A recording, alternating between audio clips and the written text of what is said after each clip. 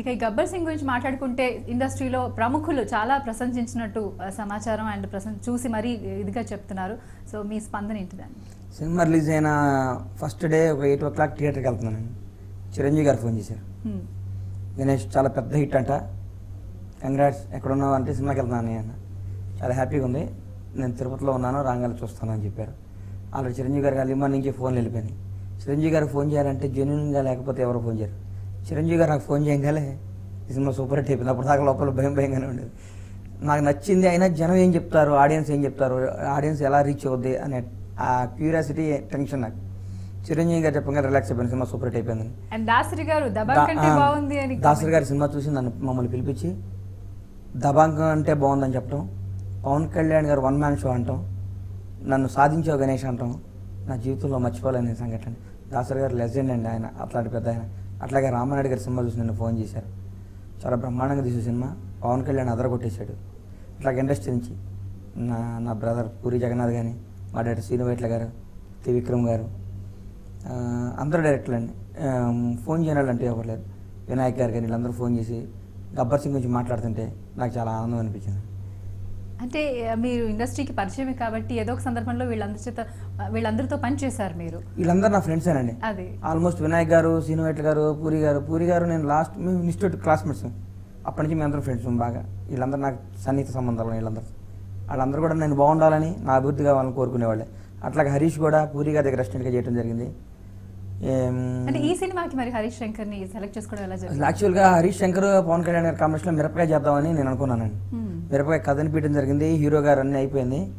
లాస్ట్కి second half ఏదో hero గారు నచ్చక అనుకోని పరిస్థితిలో ఆ సినిమా మిస్ అయిపోవడం జరిగింది. అది రవితేజతో చేసుకున్నాడు, నేను తీర్మానం చేశాను. మాకు ఆ తర్వాత హీరో గారికి పవన్ కళ్యాణ్ గారి దగ్గర గొప్ప విషయం ఏంటంటే మాట ఇవ్వడం. మాట ఇచ్చాడా, ఆ మాట వల్ల ఆయన చచ్చిపోయినా పర్లేదు కానీ ఆ మాట మాత్రం ఆయనకి తీసుకోడు. హరీష్తో నీకు యాక్ట్ చేస్తాను, డైరెక్ట్ చేస్తానని ఒక మాట ఇచ్చాడు ఆయన. అది ఆయన మైండ్లో గిల్టీనెస్ ఉండి రైట్స్ కోరంగానే ఫస్ట్ హరీష్ శంకర్ డైరెక్టర్ అని చెప్పాడు. ఎందుకంటే ఆల్రెడీ ఆయన మాట ఇచ్చినాడు, అది పవన్ కళ్యాణ్ అని. అందరిలాగా ఊరికి కాబట్టి మాట ఇచ్చి ఏదో టైం పాస్ కోసం, టైం దాటేయడం కోసం మాట చెప్పే తత్వం పవన్ కళ్యాణ్ లేదని. పవన్ కళ్యాణ్ ఆయన ఒక మాట ఇవ్వడు, ఇచ్చాడంటే ఇక మాట మన బ్యాంక్ లాకర్లో మన డిపాజిట్ అయిపోయినట్టు. ఆయన మాట బ్యాంక్లో డిపాజిట్ చేసేసుకోవచ్చు, మనం మాటకి ప్రాణం పెడతారు అంతే. అదే పవన్ కళ్యాణ్. హెడ్కి వెయిట్ ఎక్కువ.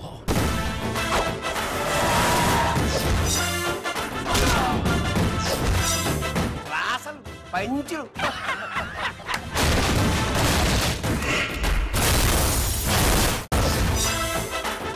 దిక్కేంటో చూపిస్తా, అందరి లెక్కలు తేలుస్తా.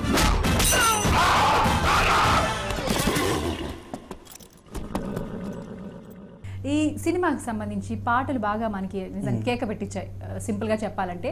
అసలు ఈ పాటలు రాసిన లిరిసిస్ట్ దిక్కు గబ్బర్ సింగ్ మాత్రం రామజోగ శాస్త్రి గారు రాశారమ్మా. రెండో పాట ఏం చక్కని మందారం చంద్రబోస్ గారు రాయటం జరిగింది.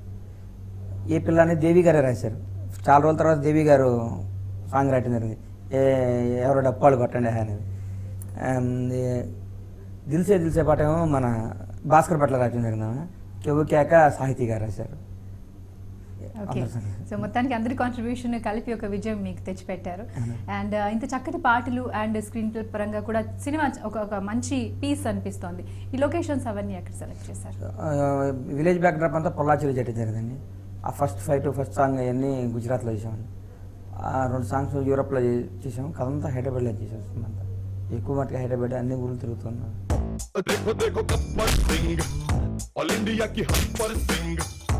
వీడి పేరు వింటే గుండాల గుండెలో నా గుళ్ళ sounding. Gabbar Singh he's on the way to do something.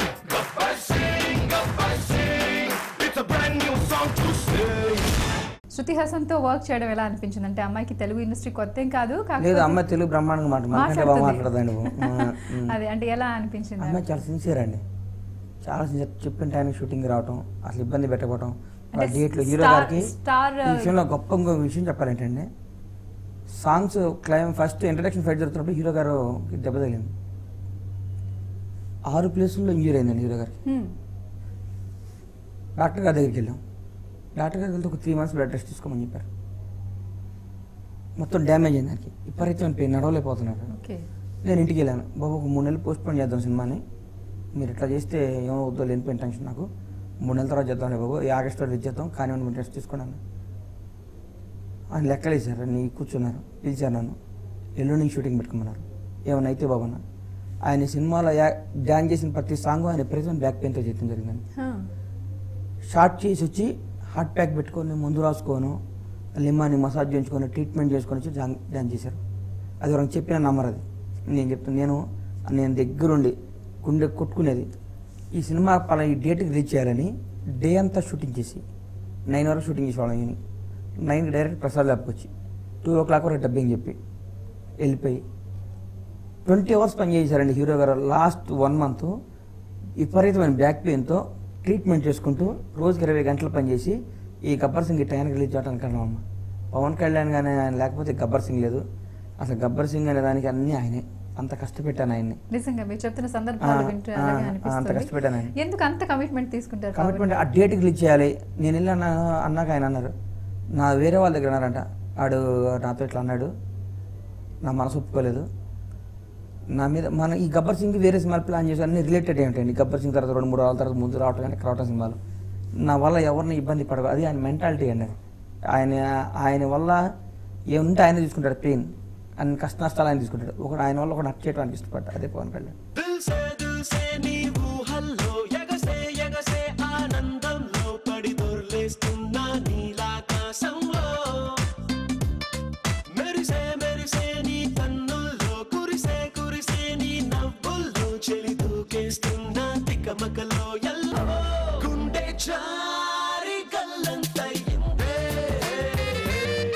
చాలా ఇంట్రెస్టింగ్ సందర్భం చెప్పారు మాకు. నిజంగా గబ్బర్ సింగ్ సక్సెస్ కి పవన్ గారు వెన్నుదన్ను అంటే నిజంగా నమ్మొచ్చు.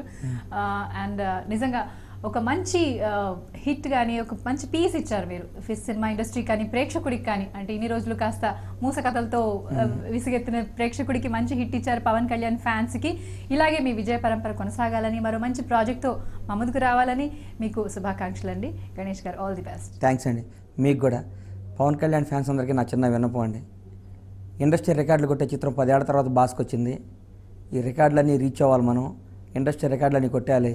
ఎక్కడ పైరసీ రాకుండా, ఎక్కడ పైరసీ ఎంకరేజ్ చేసేవాళ్ళు దొరికితే మాత్రం ఊరుకోకుండా మన సినిమాని కాపాడి పవర్ స్టార్ విజయానికి చేదోడు వాదోడుగా ఉండాలని మీ అందరినీ కోరుకుంటున్నాను. Thank you. నమస్కారం. నమస్కారం.